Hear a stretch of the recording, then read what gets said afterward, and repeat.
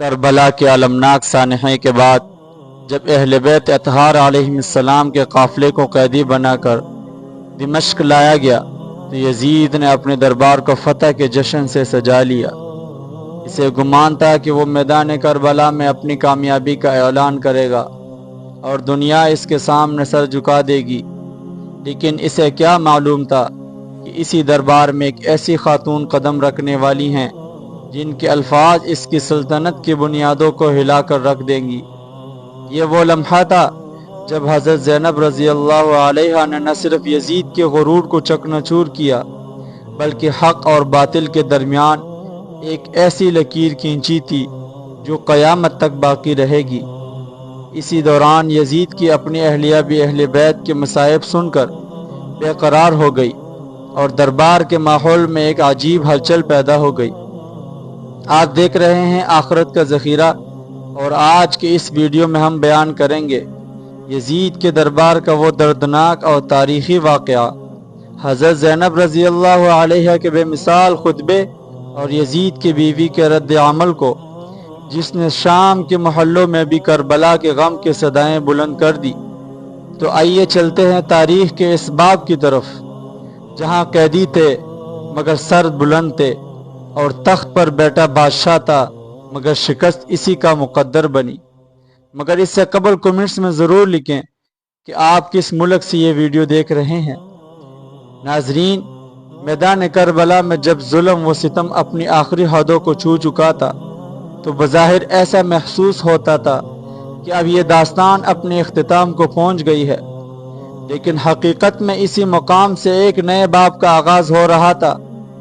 یہ وہ باب تھا جو شہادت کے بعد کے احداث پر مشتمل تھا۔ نیزے بلند ہو چکے تھے، خیمے اجڑ چکے تھے، اور اہل بیت رسول صلی اللہ علیہ وسلم کے مقدس خواتین اور معصوم بچے قید و بند کے صعوبتوں میں گر چکے تھے، مگر حق کی صدا ابھی خاموش نہیں ہوئی تھی۔ تاریخ کا رخ ابھی کیسے موڑ کے جانب بڑھ رہا تھا، جہاں قید و زنجیر میں جکڑے ہوئے لوگ تخت اور تاج کے مالکوں پر بھاری پڑنے والے تھے۔ اسی سفر کے دوران ایسے واقعات پیش آئے جنہوں نے آنے والی نسلوں کے لیے صبر، استقامت اور حق گوئی کی ایک لازوال مثال قائم کر دی۔ شام کے دربار میں وہ مناظر سامنے آئے جنہیں یاد کر کے آج بھی دل غم سے بھر جاتے ہیں اور آنکھیں نم ہو جاتی ہیں۔ وہ لمحہ بھی آیا جب یزید کے زوجہ ہند کی نگاہ حضرت زینب رضی اللہ عنہا پر پڑی، اور اس کے بعد ہونے والی گفتگو نے محل کے ماحول میں ایک عجیب سی کیفیت پیدا کر دی۔ اسی سلسلے میں وہ عظیم منظر بھی تاریخ کا حصہ بنا جب ایک بے مثال خاتون تمام تر مصائب کے باوجود اپنے وقار اور عزم کو برقرار رکھا اور حق کی نمائندگی کا فریضہ انجام دیا۔ ناظرین، جب نواسے رسول حضرت امام حسین رضی اللہ تعالیٰ عنہ کی شہادت کا سورج میدان کربلا میں غروب ہوا تو اہل بیت کے لیے آزمائشوں کے ایک اور کٹھن مرحلہ شروع ہو گیا۔ میدان میں شہداء کے اجساد مبارک باقی رہ گئے، جبکہ ان کے اہل و عیال کو قیدی بنا کر شام کے جانب روانہ کیا گیا۔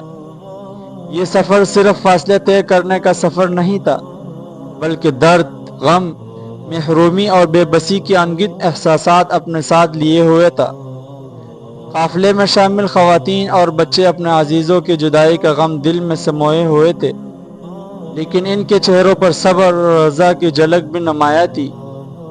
جب اسیران کربلا کا قافلہ شہر دمشق میں داخل ہونے کے قریب پہنچا تو شہر کے مختلف حصوں میں چمگوئیاں شروع ہو گئی۔ لوگوں کی نگاہیں اسی قافلے کی جانب اڑنے لگی۔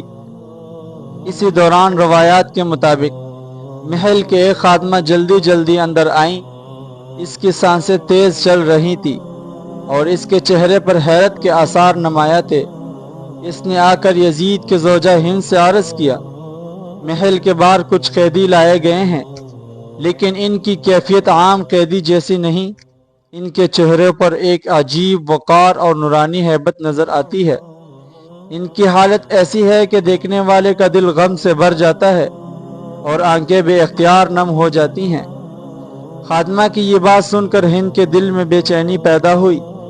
اس نے مزید تفصیلات جاننے کی کوشش کی، لیکن خاتمہ خود بھی ان قیدیوں کی کیفیت سے متاثر دکھائی دے رہی تھی۔ چنانچہ ہند نے فیصلہ کیا کہ وہ خود جا کر انہیں دیکھے گی۔ اس نے جلدی سے اپنے چادر اوڑھی اور قیدی خواتین کے قریب آنے کی تیاری کی۔ جب وہ وہاں پہنچی تو اس کی نگاہ بار بار ان باوقار خواتین پر ٹھہرنے لگی، جن کے چہروں پر غم کے باوجود صبر اور عظمت کے آثار نمایاں تھے۔